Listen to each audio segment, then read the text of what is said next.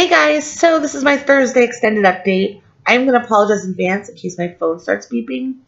Like shit kind of more dings. Um, I'm talking to a friend of mine to see if her daughter can go to a concert with me, which sounds really strange. I'm gonna bring a teenager to a concert. But I like K-pop and I don't like going places alone like that. I just like to have somebody else with me. Um, and I love my husband dearly, but K-pop is just not his jam. Um, So I had put out a thing, does anybody else like K-pop? Because I need a partner in crime for the concert. So she said, "Oh my God, my daughter would love to go. She's been begging me to go, but I don't want her to go with a bunch of teenagers." And I was like, "Well, she's more than welcome to come with me." Like I said, we are going to be staying overnight, and it is a Wednesday night, so she's like, "Let's spring break," so it's fine. So she's going to make sure they can swing it, and I told her, I said, "Oh, just so you know, we'll probably stop for food on the way up. We'll probably get pizza after. I don't mind covering the food. Like, it's not a big deal." And I said, probably go to an arcade while we're up there because I love Round One. Haven't actually been to one, but I love watching videos of Round One. So, yeah. And we've been kind of dying to go to one. But, so that's what we're doing for that. And, yeah, I mean, overall, so I'm messaging with her about that. So she might message me back here in a little bit. Um, I'm super excited. It's SF9, and if y'all don't know K-pop, check out SF9. Let's see, what's the best song to listen to? They have O Solo Mio, and they have Mamma Mia. And Enough is their most recent song. Yeah. So there's that. Enough about K-pop, because this is not about K-pop, it's about weight loss. So before my daughter left for China, I was supposed to go in with her. So in August, I had a physical done. And in August, I weighed 428 pounds. And then I went to a counselor because I was struggling with my things and I didn't know what to do because I was going to go with her. And then I was afraid if I went with her, if my husband would follow me.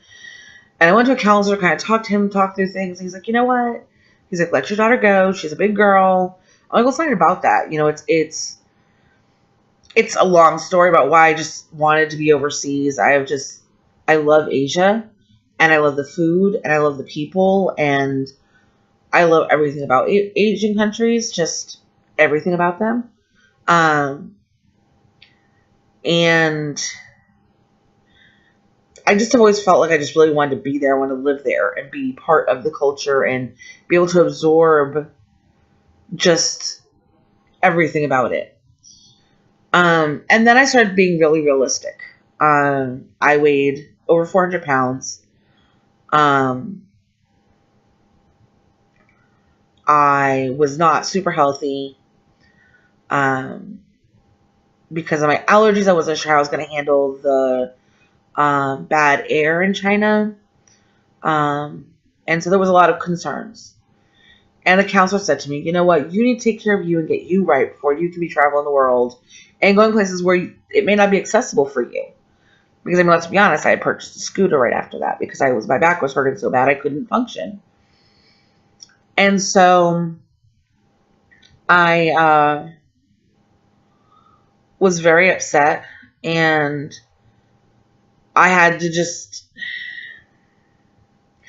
I don't know how to put it in words. It just, for me, honestly, was the hardest decision I ever had to make. To follow my own dreams and just so happen to live in the same place as my daughter. But honestly, I didn't plan on being there that much. I planned on traveling to Cambodia and Vietnam and all over these different places and give up that dream, at least for now, and get myself healthier and wait till a point where my husband and I could go together. And I started realizing how super selfish it sounded. See, there's the beep. How super selfish it sounded that I wanted to go traveling around the world without my husband and do all these things that I knew he was interested in doing, but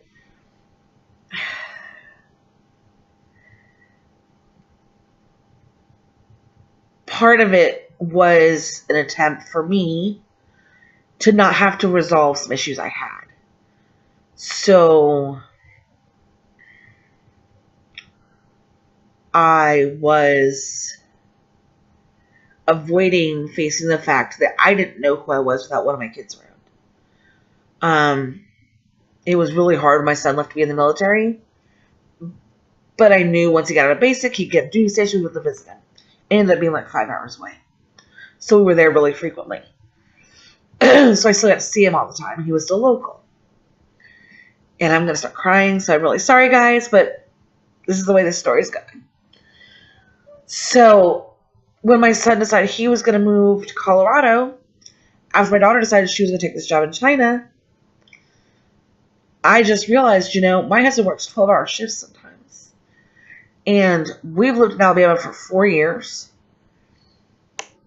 And we've tried different churches, and we've tried to be involved in churches, and I would think I made all these great friends, and then when the church didn't work out for us, all those friends would stop talking to us. And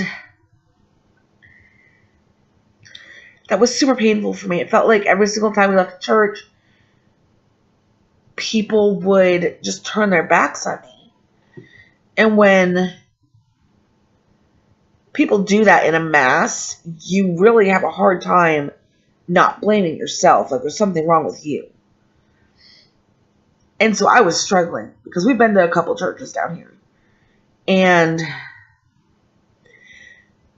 knowing that at the end of September, everything I'd had for a reason to live, basically, was going to be gone. And not gone like in dead. People lose their entire families every day, and I know that.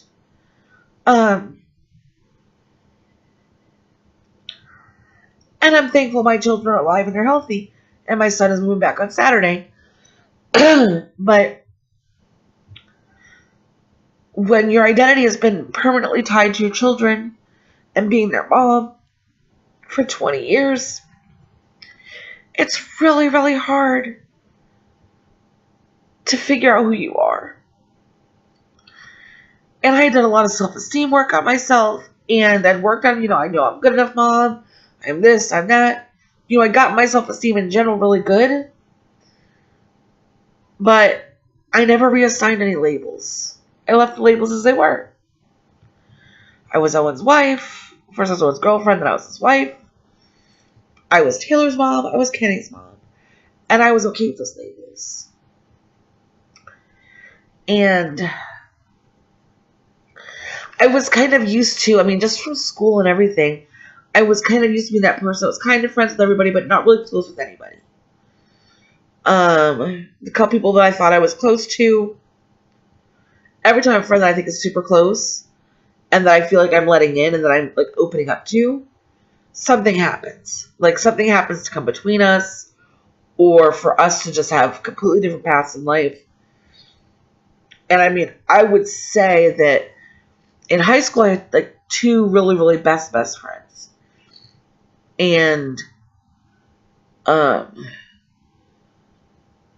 one of them went to England for a while, and then when she came back I was getting married, and then I moved out of state. And we really didn't have internet back then. It was just starting to be a public thing. And even when I had it, they didn't really have it. And so we all lost touch for a number of years, like at least 5 years. And then I tried to make Navy friends. And when I left my ex-husband, he went around telling people I said stuff I didn't say about them. And so my Navy friends stopped talking to me. And then I was back home, but now all of my friends that I'd had made new friends. And then I started going to karaoke once a week. And I made friends, but when I stopped going to the bar, they all stopped talking to me. And then you guys already know the story about my 10-year best friend. And then when I moved to Colorado, I made friends. But when I left Colorado, a lot of them stopped talking to me. Some of them I've gotten back in touch with and reconnected with, but it's just not the same. And Illinois, I just never really made any friends. I thought I had friends. I had one friend that I would consider like a really good friend. But we had moved, and then she had some issues, so she kind of pulled back away from everybody for a while. And now she's relocated and she's got a lot on her plate, so we don't really talk that much. I had another friend that I thought was a really close friend when my grandmother passed away. And I'm the type of person, I don't get really sad when people die. Like, I'm sad they die. Don't get me wrong. But I have to believe, because I'm Christian, that they've gone to a good place. And so I'm not sad because they've gone to an amazing place. And I kind of just have always been that way. It's just the way I've always looked at things. And I made a comment to this person who was supposed to be at my bridal party that I had bought her dress because she was tight on money. I made a comment that I was kind of excited because Owen had never seen the Atlantic Ocean. And I was happy that at least, we could take some time and he could see that. And she said, "You're not going on vacation, you're going to a funeral." And I was like, I realize this, but it doesn't mean that my husband and I can't share an experience because I'm at a funeral. Like, the whole entire time isn't meant to be in tears. And she basically told me to go to hell and stop talking to me. And when I came back from my leave, from being on leave for my going down to my grandmother's thing, the dress I had bought her for my wedding, was just thrown on my work desk. So, yeah. So I'm either a huge bad judge in friends, or people just suck. I mean, most recently down here, I had a girl that I met at church, and we had stayed friends even after leaving the church. And when she needed someone to talk to, she would message me and say, "Oh, can I come over for a little while and just talk?" And we'd sit on the front porch for an hour, 2 hours, 3 hours, just talking, letting her talk things out. And then when her mom died, she said to me, "Listen," she said, "I just don't want to talk to anybody right now." And I was like, "That's fine." I'm like, "Listen, here's the deal. I'm not going to bother you. I'm not going to, henpeck you. You need your space, and I get that. You need to get some stuff together, but I want you to know I'm here. And if you want, when you want to talk, just let me know." And I would check in on her every few days, just, "Hey, how's it going? How you feeling? Do you want to do coffee sometime?" Just something like that, at least once a week. And she would say, no. And then one night she finally said to me, "Hey, Friday I'm going to the casino with my cousin. Do you want to come with us?" And I was like, "Yeah, that'd be great."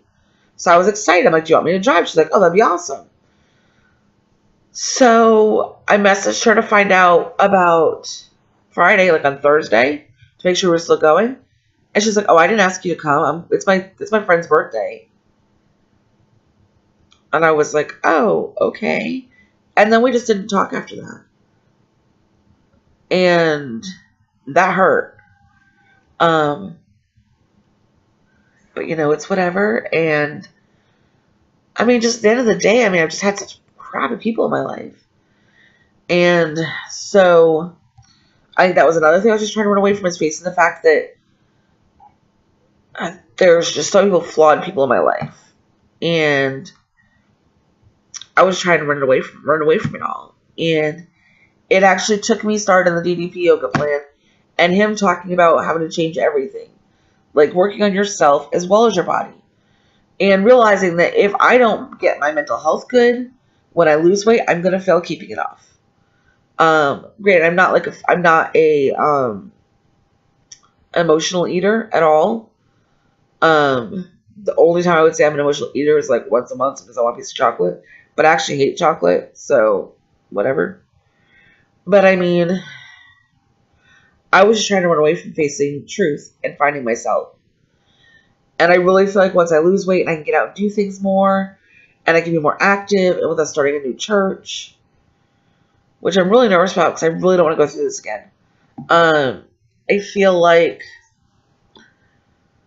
I am going to be taking a new path. And I've really worked hard on understanding who I am and understanding that these people in my life who have hurt me or haven't been my friend in the way that I wanted a friend, that's not my problem. It's not something wrong with me. It's really and literally something wrong with them and the way they connect with others. And I was a good friend to them, And I still will be a good friend. And if they were to call me tomorrow and say, "Can we talk?" I would be there.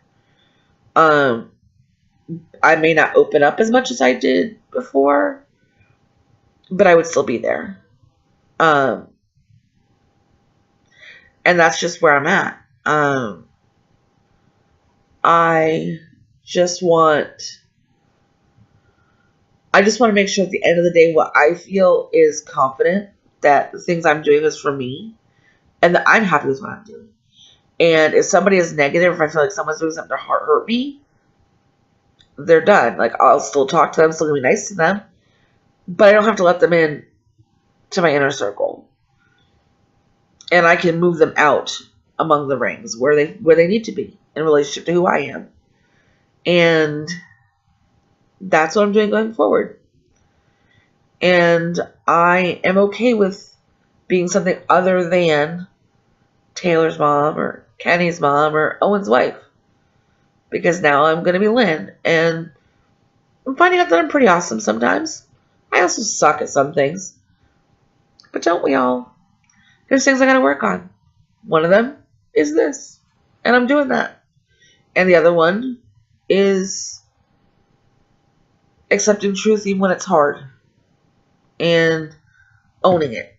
Owning the truth. Owning my truth. Owning the world's truth. And knowing that everything is temporary. Everything will change. And sometimes I'll like it. And sometimes I won't. And when I like it, embrace it. And when I don't, let it go. So, that's my extended day for today. Sorry about the teary-eyedness, but sometimes reality hurts.